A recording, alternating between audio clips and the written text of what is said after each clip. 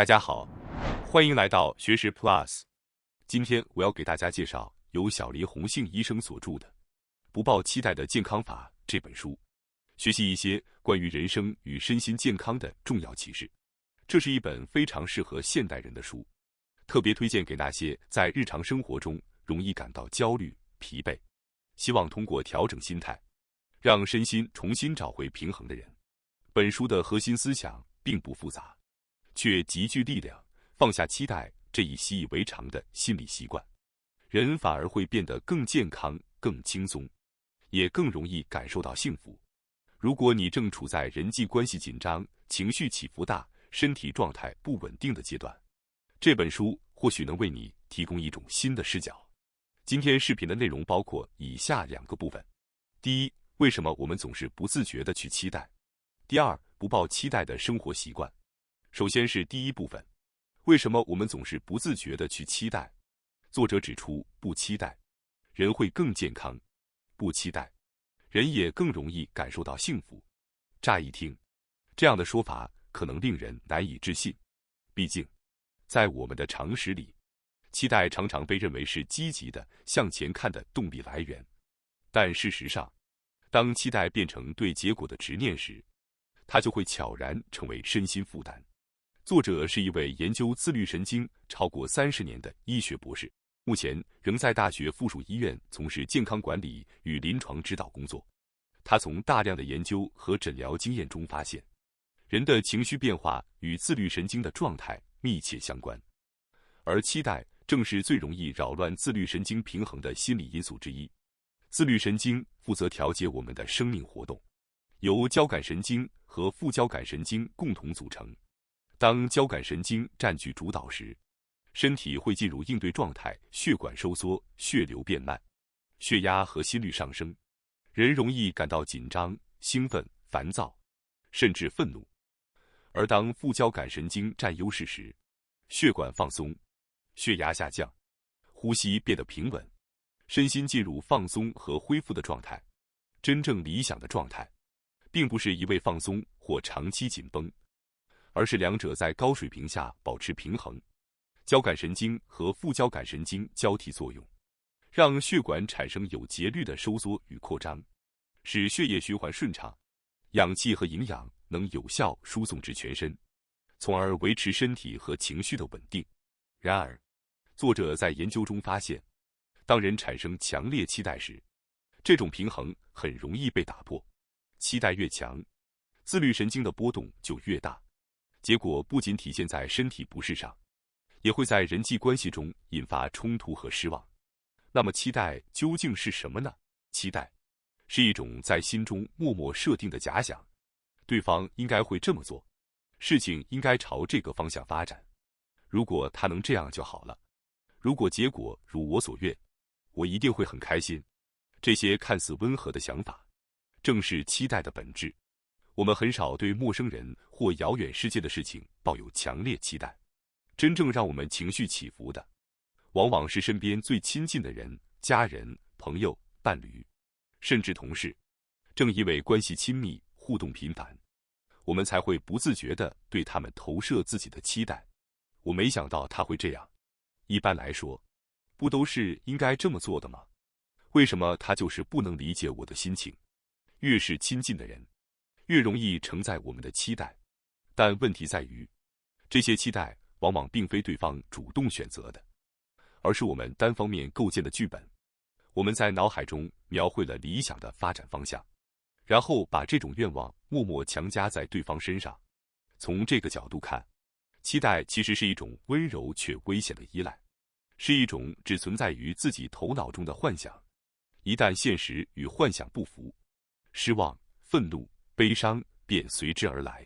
因此，作者强调放下期待，并不是冷漠或放弃他人，而是理解他人的第一步。当我们被不如意的人或无法控制的状况牵着情绪走时，最有效的解决方式，往往不是改变对方，而是停止期待，把那一整团名为期待的注视放下，先试着暂时放弃。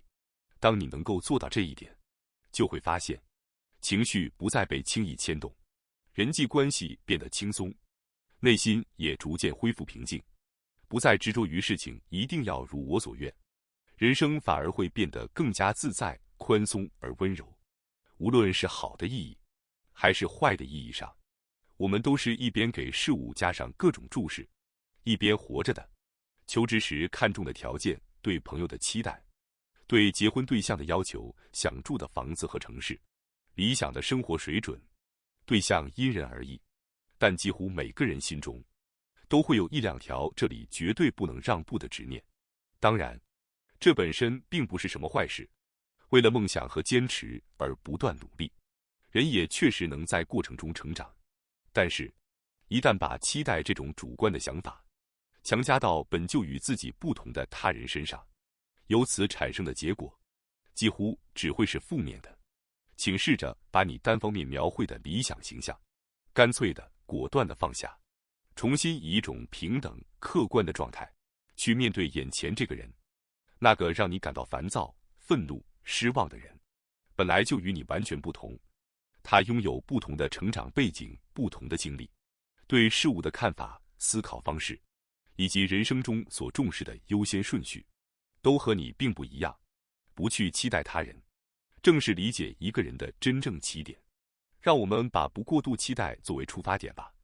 这里所说的不期待，并不是要你把所有期待彻底抛弃，而是一种更现实的做法，温和地削减过剩的期待，有意识地降低自己内心的期待值，并加以控制。如果总是对琐碎的小事过度执着，不断被牵动情绪，自律神经就会长期处于紊乱状态，内心也很难安定下来。在尝试培养新的生活习惯时也是如此，不要对自己抱有过高的期待，但要珍惜那份先试试看、先做做看的真诚心态。当你开始新事物时，请始终记住这2点，这样一来，你就能不被结果左右，淡然地、自然地专注于当下正在做的事情。不去期待，并不是敷衍、偷懒或自暴自弃，它恰恰是一种更成熟、更稳健的生活态度。接下来是第2部分，不抱期待的生活习惯。慢慢地说话。从这里开始，我将介绍一些在日常生活中立刻就能实践的不去期待的具体习惯。其中几乎可以说是适用于所有情况的一条原则就是，凡事放慢速度。例如，当我们感到压力时，交感神经会占据主导，呼吸也会在不知不觉中变得又浅又快。正因如此，越是紧张、焦虑的时候，越要刻意提醒自己进行缓慢而深长的呼吸。试着这样做，用鼻子慢慢吸气，再用比吸气时间长2倍左右的时间，从嘴里缓缓吐气。哪怕只重复几次这样的呼吸，也能帮助交感神经与副交感神经更容易恢复平衡。而与呼吸同样重要的是慢慢的说话。慢慢说话，其实也意味着你是在一边好好呼吸，一边与人对话。这样一来，氧气能够充分进入血液，高质量的血液更容易输送到大脑和身体各个角落，头脑会变得清晰，走神或无意中的失误也会明显减少。此外，当你有意识地放慢语速时，也会自然地多出选择词语的余裕，情绪不再轻易裹挟语言，说出口的话也就不容易无意中伤害他人。人往往在情绪越强烈的时候，说话速度就越快，而在这种状态下，一旦对方说了让人不快的话，我们就更容易条件反射般的用尖锐、刻薄的语言回击，咂嘴、语气粗暴、话语强硬。就在这些瞬间，烦躁感会被进一步放大，结果就是交感神经更加占优势，语速变得更快，身心反而被推向更加兴奋、紧绷的状态。很多走神、失言甚至爆言，其实都是说得太快引发的。越是重要的话，越要慢慢平静地说。只要牢记这一点，你就会更容易被周围的人视为沟通细腻、值得信赖的人。当好感度提升后，也更容易在关键时刻获得他人的支持与帮助。散步要慢而有节奏，慢跑也好，散步也好，对健康都有益处，这是毋庸置疑的。但如果从调整自律神经平衡的角度来看，更推荐的其实是散步。散步时有2个值得注意的要点：慢以及有节奏。当你放慢脚步时，呼吸自然会变得更深，副交感神经受到刺激，血管适度扩张，血液更容易流向手脚末端。随着血液循环变好，肌肉也会逐渐放松，全身慢慢进入放松状态。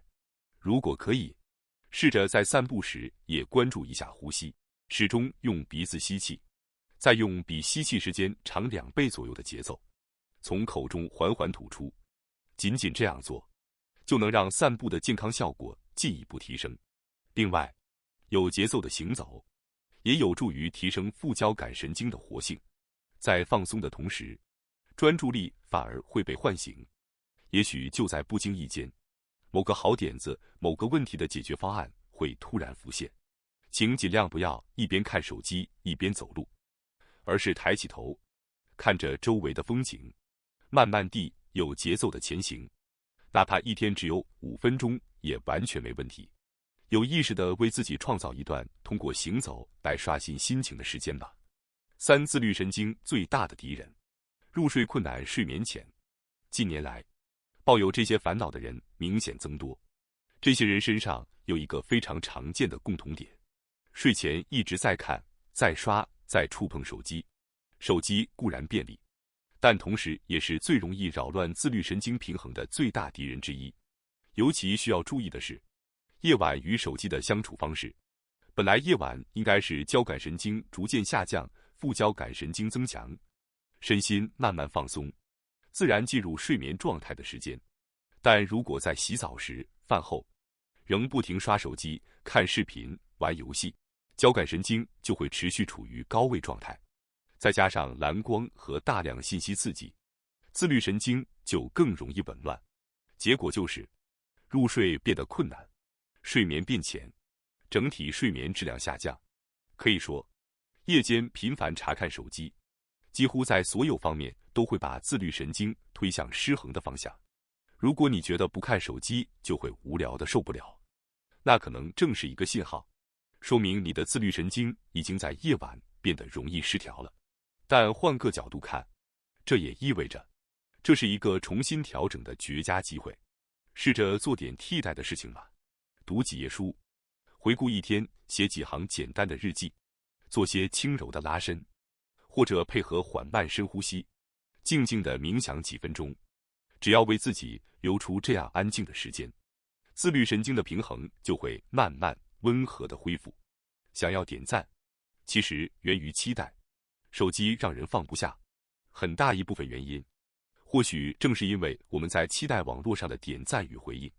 当自己的朋友圈得到点赞和评论时，会感到开心，于是想被更多认可的期待不断增强，进而让下一次发帖与被认可的欲望越来越强。一旦过度执着，行动的动机就会从我想这么做悄然转变为我想被别人认可，自我的轴心也随之动摇。